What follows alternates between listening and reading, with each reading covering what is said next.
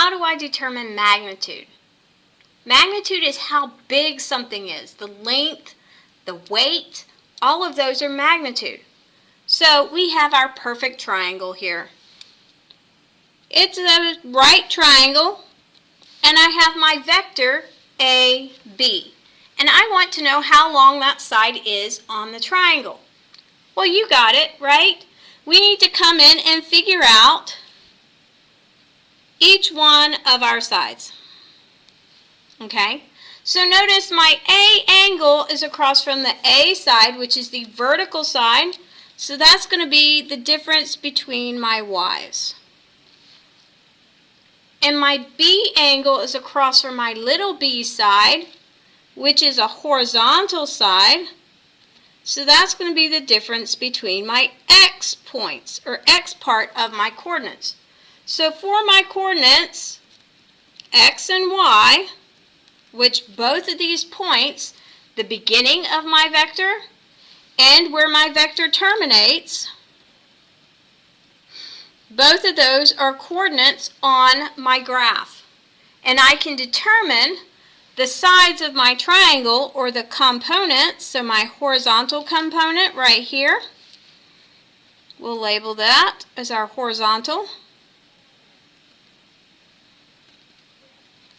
And we can determine the vertical component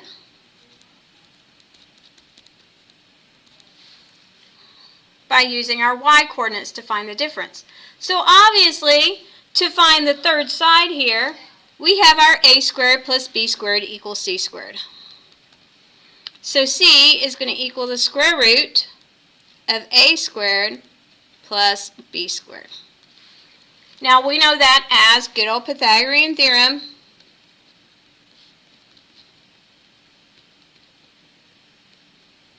Okay, Pythagorean theorem, not a big deal. We did this in geometry. So we know how to do this. So let's go ahead and graph this. So if A, they're giving us the A point is at negative 1, 6. So if I get a negative 1, 6, I put a point, I'm going to label it A. No biggie. B is at 5, 2. So I go to 5, 2, and I put a point and call it B. Now to go from A to B, we're going to draw the line. Real easy. It's the hardest part, right? It's drawing a straight line from A to B. That's my vector. Now, what's the bearing? I notice it's going down, so that would be south. And it's going to the right, which is east. Okay, so here's east, here's west, here's south, north is at the top. So my vector is going southeast. Notice you look at the tip. I look at where the arrow is pointed. I don't care where it started. It's going southeast. Now to find my magnitude, a squared, b squared, c squared, right?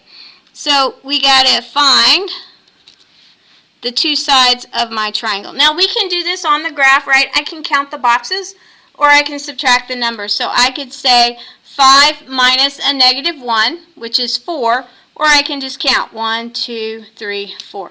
So this side is 4. Same thing with the b side. I can go 2 minus 6. Now notice you always do the end minus the beginning. 2 minus 6. Well, that would be,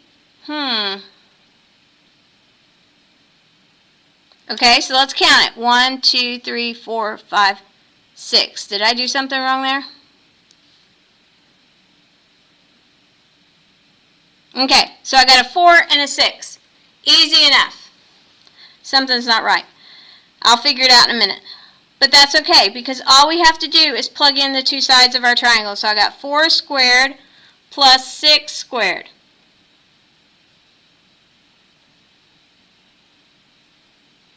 Oh, that's because I was looking at the y's. Check it out. So it's 5 minus a negative 1, that's 6. Ta-da! And then 2 minus 6, that's 4. And yes, it's negative because it's going down. So I got them backwards. But if it's a negative, remember, put it in parentheses. Your calculator is going to give you a bad number. Okay?